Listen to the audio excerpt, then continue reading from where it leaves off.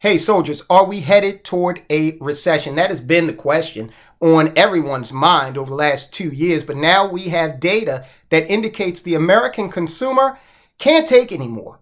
And you know this is a consumer economy. So when that consumer starts to slow their spending habits, then a recession soon follows.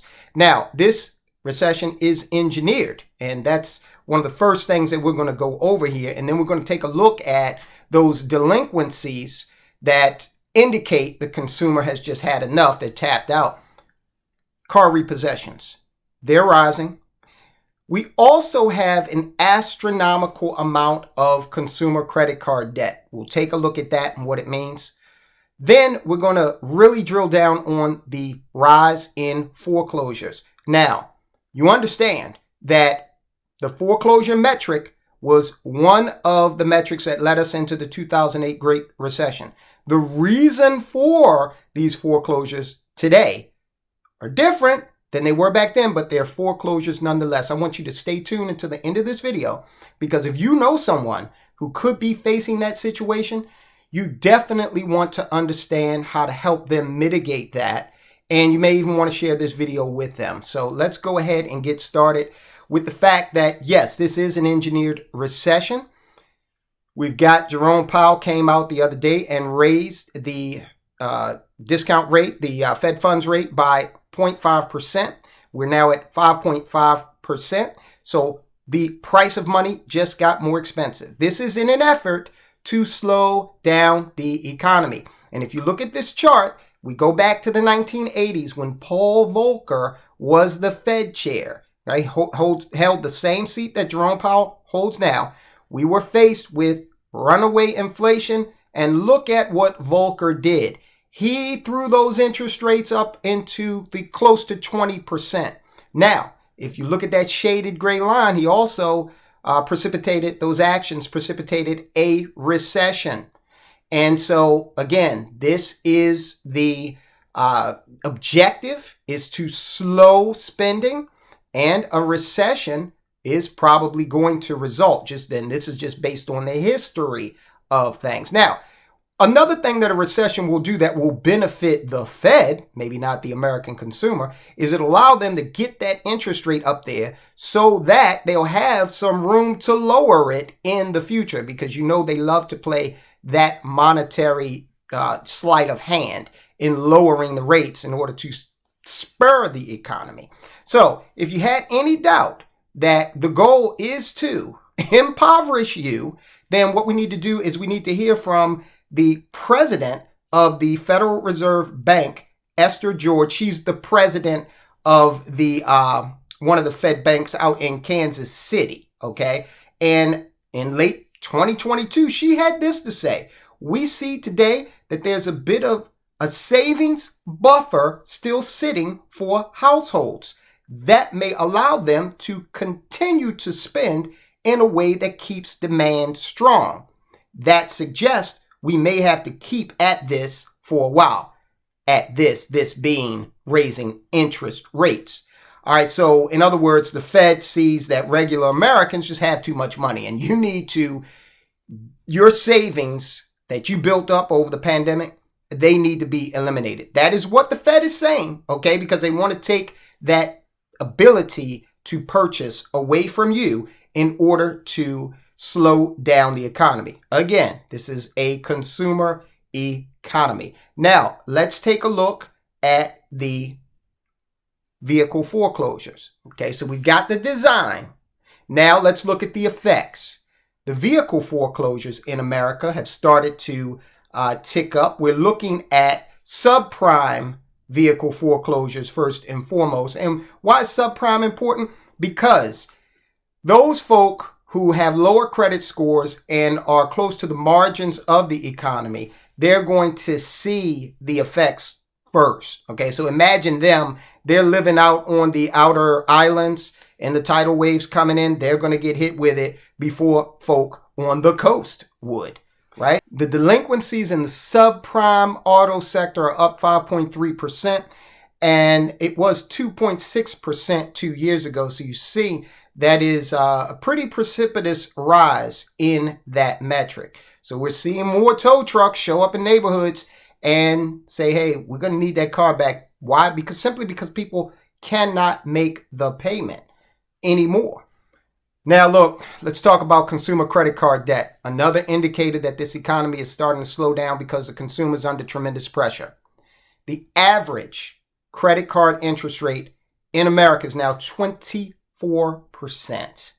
And Americans as a whole have about $980 billion outstanding in credit card debt. Let's call it $1 trillion. That's a crisis. Listen, do whatever you can to pay down your high interest credit card debt. It is going to just wipe out so much wealth. Whatever you purchased on that card has just become 24% on average more expensive. Go ahead and knock it out. Put as much on it as you can to eat up that principal and lower that credit card interest rate impact that you are seeing. So, look, the wages aren't going up to match inflation or the cost of money. That's why we're starting to see this. And listen, the one that hits home, literally, most impactfully, is the foreclosure metric. And yes, they are starting to rise. Take a look at this chart here, and that kind of tells a story. Now, it's got to start somewhere, right? Now, why are these foreclosures happening? Well, not because of exotic loans per se. All right, so we've got 35,196 foreclosure filings that hit the books in May. Okay, the numbers for June are not in just yet, but we'll have them for you as soon as they are available. The current data shows a 7% increase from April, but twice that much from 2022, with 14% by comparison. Now, why is this happening? All right, a lot of the relief that we saw from COVID-19 and that whole thing, a lot of that is done and over with. All right. So the bank doesn't hit you the very next month with foreclosure if you missed a payment. It takes a while. So although we saw all that pandemic relief end in most cases months ago, now we're seeing that people still haven't been able to make that payment for whatever reason. They may have entered into some sort of arrangement with the bank to put the arrears on the end, and it's still, for whatever reason, is not working out. The lifting of all COVID-19 related moratoriums that have finally unclogged the pipeline of distressed property that is a major contributor. Those people who chose to take advantage of the programs where they could not pay their mortgage and put the payments on the back end of the loan are now faced with homes whose prices are leveling out, and they find themselves underwater. Now, we're starting to see increased housing inventory also, okay, as those houses, foreclosed houses, come onto the market.